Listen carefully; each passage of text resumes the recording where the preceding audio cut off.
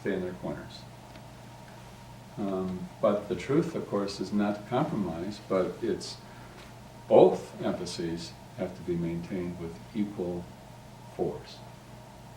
And I think that's been, I think, one of the contributions to date we've been able to bring to the table as doxology, that we can have intelligent discussions on important matters as colleagues.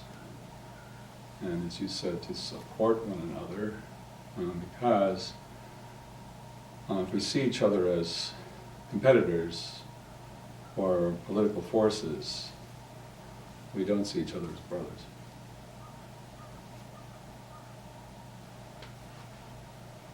I'm interested in you've been a champion of the classical model of care studies, what it means to be a Seelsorger in pastoral care, this sort of thing. I'm interested in if that was how you were trained at seminary, or if the kind of competing models of what it meant to be a pastor were there, and also maybe a story or two about how that became clear to you, that there's different ways of conceiving what a pastor is, and how you were pushed to where you are now. Well, if you recall a lot of Eugene Peterson's writings, that's what really interested me in him very much, because his experience parallels mine. And that is, during the 20th century, objectively speaking, I think the care of souls in a classic sense faded significantly. Consciously was not really there. My training didn't have, it may have mentioned portions of it, but hardly at all. It was primarily kind of a warmed over psychological approach, and not a very good psychological approach. Nothing like we've been able to offer in doxology.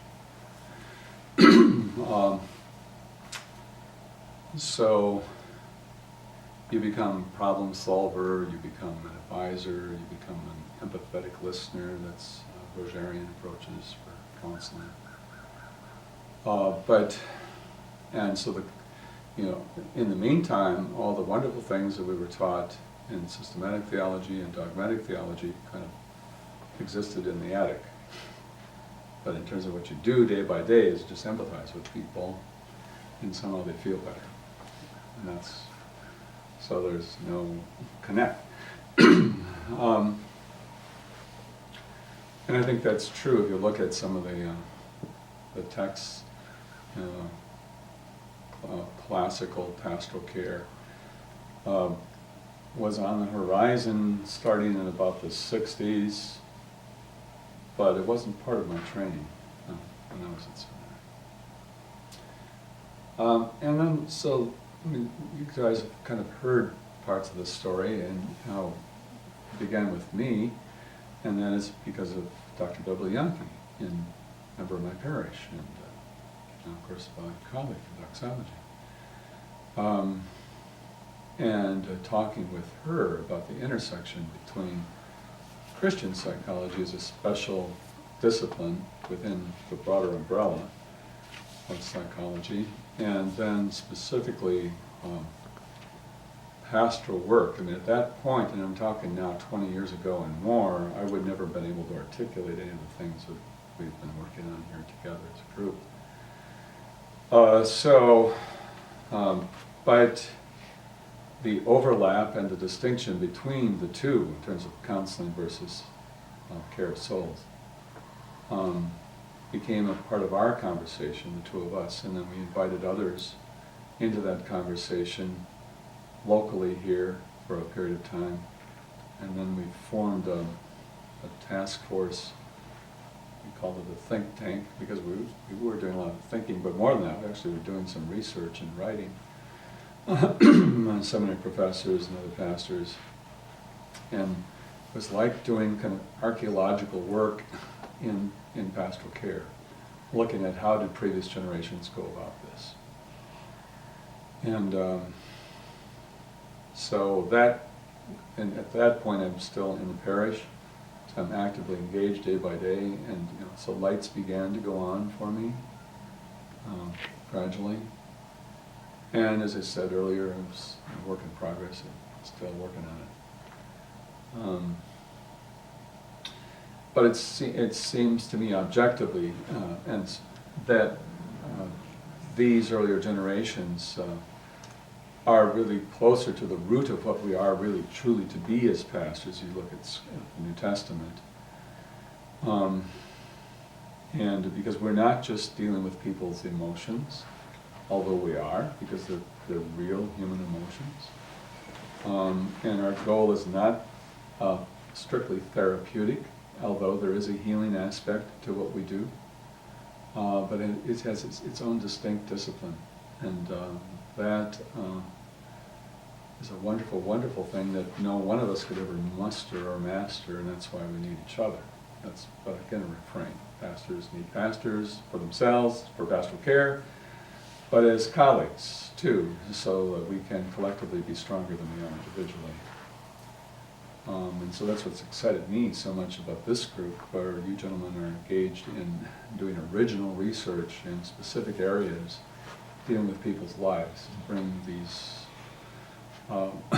wonderful treasures come from our heritage, and given to us in every generation through God's Word into the lives of people that are traumatized by their own sin and the sins of other people. So it's become increasingly captivating for me, and I don't know if I can point to a day and a moment of conversion. It's an ongoing process for me. Can you think of a time where you said, here's how I would have, the seminary would have told me to do something, but I'm going to try something different. I'm going to approach the conversation in a different way, or I'm going to ask different questions. I don't think, my mind doesn't work quite that well. I'm just more immersed in the situation at the time.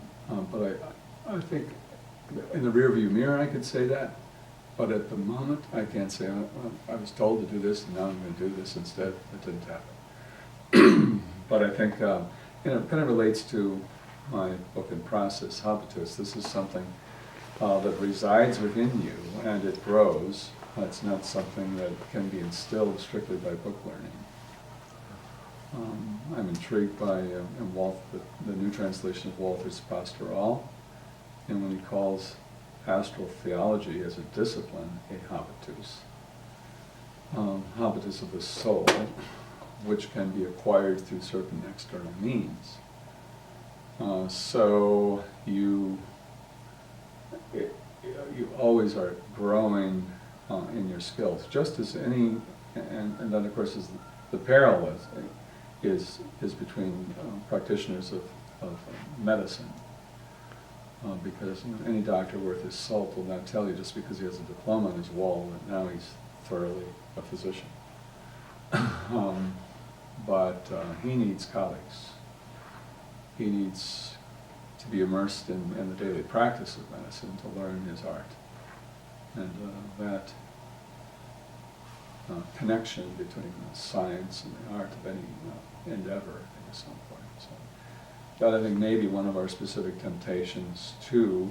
And don't hear me ever denigrating dogmatic theology. I still think it's probably one of the best preparations for our ministry. My friends who are exegetes want to arm wrestle with me on that. But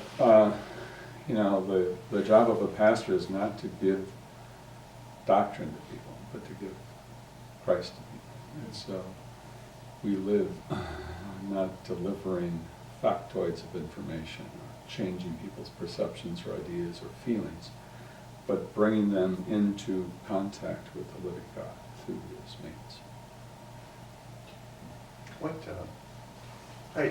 Building on this whole idea of a classic model of pastoral care and maybe how that's changed, not only in the literature, but just the approach.